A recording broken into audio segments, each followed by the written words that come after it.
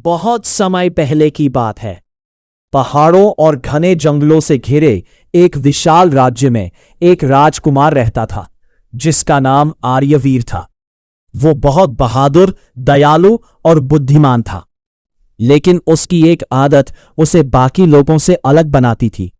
उसे रहस्यमयी और डरावनी चीजों की सच्चाई जानने का बहुत शौक था।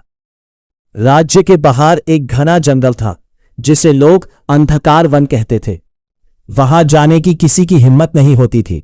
कहा जाता था कि उस जंगल में एक भयानक चुड़ैल रहती है जो रात होते ही बाहर निकलती है और जो भी उसके सामने आता है उसे अपने वश में कर लेती है।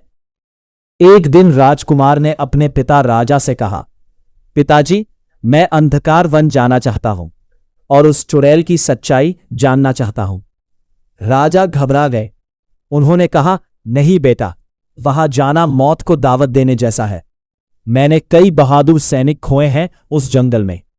लेकिन आर्यवीर जिद्दी था। उसने कहा, अगर मैं सच का सामना नहीं करूंगा तो कैसे जान पाऊंगा कि डर असली है या सिर्फ भ्रम। आखिरकार राजा को उसकी बात माननी पड़ी। उन्होंने उसे आशीर्वाद दिया और कहा, सावधान रहना बेटा।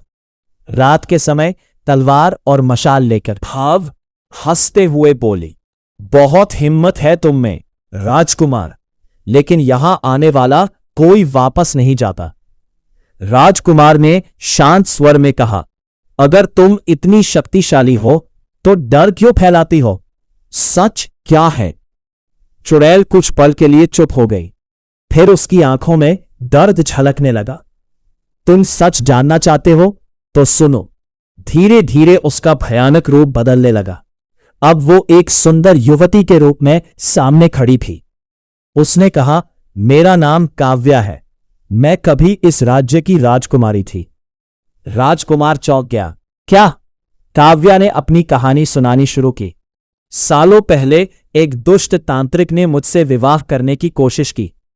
जब मैंने मना किया तो उसने मुझे श्राप दे दिया। उसने कहा कि मैं दिन में इंसान और रात में चुड़ैल बन जाऊंगी और लोग मुझसे डरेंगे। मैंने बहुत कोशिश की इस श्राप से मुक्त होने की, लेकिन कोई सफल नहीं हुआ। धीरे धीरे लोग मुझसे डरने लगे और मुझे इस जंगल में आकर रहना पड़ा। राजकुमार ने सहानुभूति से कहा, तो तुम किसी को नुकसान नहीं पहुंचाती? काव्या की आंखों में आंसू आ गए। नहीं, मैं सिर्फ खुद को बचाने के लिए डरावना रूप दिखाती हूं, लेकिन किसी को नुकसान नहीं पहुंचाती। राजकुमार ने दृढ़ता से कहा, मैं तुम्हें इस श्राप से मुक्त कराऊंगा। काव्या ने उदास होकर कहा, यह इतना आसान नहीं है। तांत्रिक ने कहा था कि जब तक कोई सच्चे दिल से मुझसे प्यार नहीं करेगा और मेरे साथ इस अंधेरे को स्वीकार नहीं करेगा, तब तक यह श्राप खत्म नहीं होगा।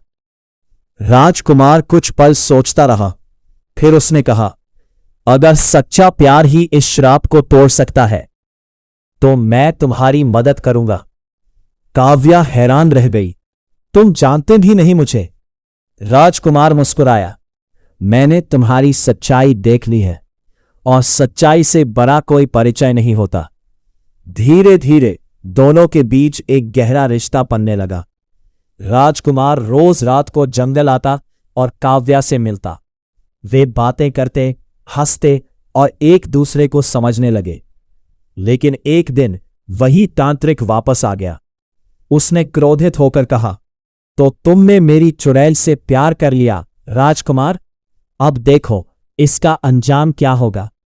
उसने एक शक्तिशाली मंत्र पढ़ा और काव्या को पूरी तरह चुड़ैल बनाने की कोशिश की। राजकुमार तुरंत उसके सामने आ गया।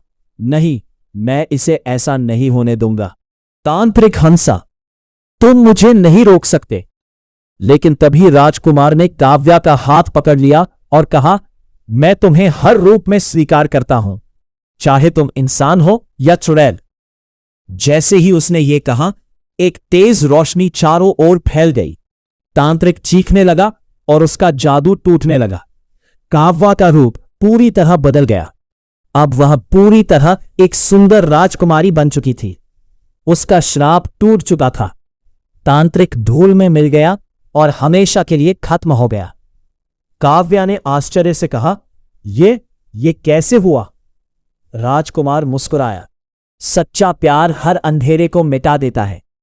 कुछ समय बाद दोनों की शादी धूमधाम से हुई।